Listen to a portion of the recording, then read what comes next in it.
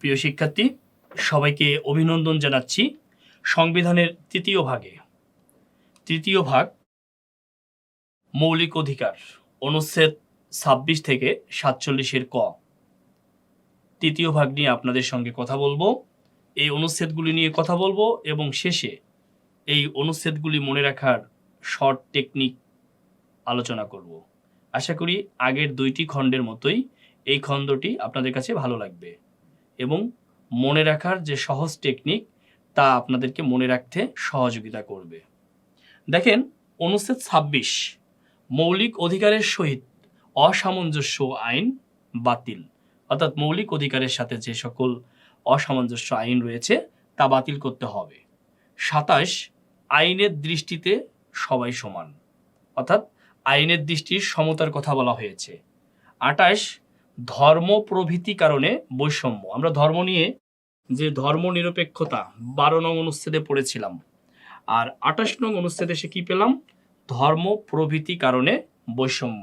২৯ সরকারি নিয়োগ লাভে সুযোগের সমতা, অর্থাৎ সবার ক্ষেত্রে নিয়োগ লাভের সমান সুযোগ সুবিধা থাকবে।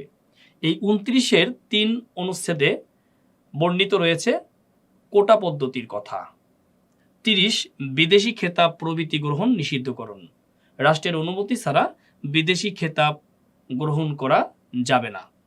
৩১ আইনের আশ্রয় লাভের অধিকার, অর্থাৎ সবারই আইনের আশ্রয় লাভের অধিকার থাকবে।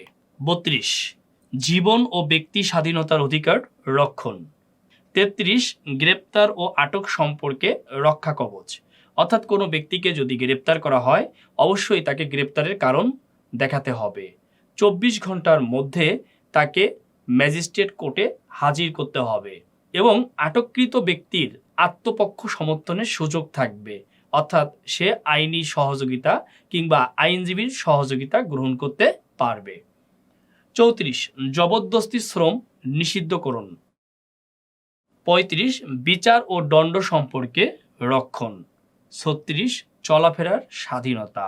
৩৭ সমাবেশের স্বাধীনতা। এগুলি অবশ্যই বোঝেন, জাস্ট একবার রিডিং পড়লেই হবে একটা বই দেখে, বাকিটা আপনি বুঝবেন, প্রিলিমিনারির জন্য যথেষ্ট। ৩৮ সংগঠনের স্বাধীনতা, অর্থাৎ সংগঠন সমর্থন বা সংগঠন করার ক্ষেত্রে আপনার স্বাধীনতা থাকবে। ৩৯ চিন্তা ও বিবেকের স্বাধীনতা এবং বাক স্বাধীনতা।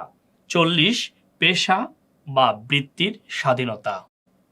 ৪১ ধর্মীয় স্বাধীনতা, ধর্ম নিয়ে আমরা ১২, ২৮, এবার কি পেলাম? ৪১ পেলাম। ধর্মীয় নিরপেক্ষতা, ধর্মীয় বৈষম্য, এবার পেলাম ধর্মীয় স্বাধীনতা। ৪২ সম্পত্তির অধিকার। ৪৩ গৃহ ও যোগাযোগের রক্ষণ। ৪৪ মৌলিক অধিকার বলবৎকরণ। ৪৫ শৃঙ্খলামূলক আইনের ক্ষেত্রে অধিকারের পরিবর্তন।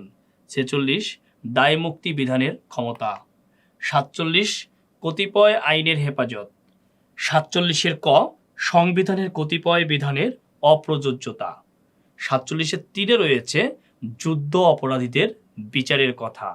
উপরোক্ত মৌলিক অধিকারের যে অনুচ্ছেদগুলি আপনাদের সাথে আলোচনা করলাম, এই অনুচ্ছেদের কোনো একটি অনুচ্ছেদ বা কোনো একটি অধিকার যদি খর্ব হয় তাহলে সংবিধানের ১০২ নং অনুচ্ছেদ অনুযায়ী হাইকোর্ট আদেশ জারি করতে পারবে।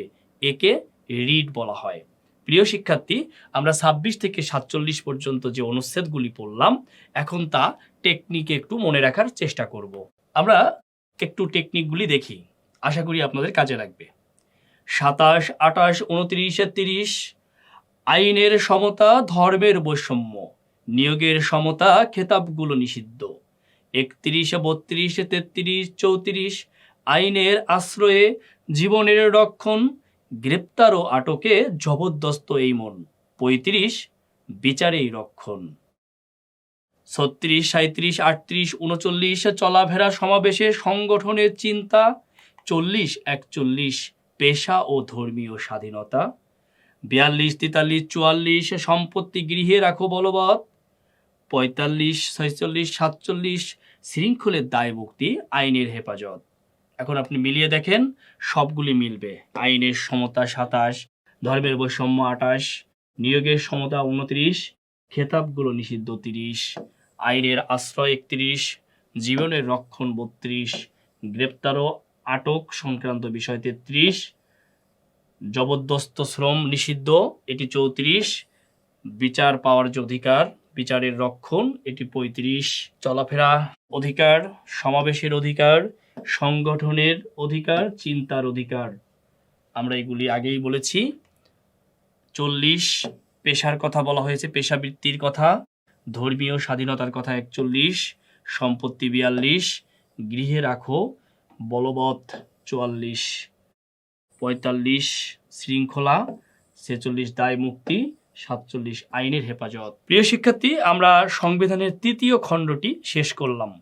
আশা করি এই 3য় ভাগ যতটা গুরুত্বপূর্ণ ততটাই গুরুত্ব দিয়ে আপনি পড়বেন।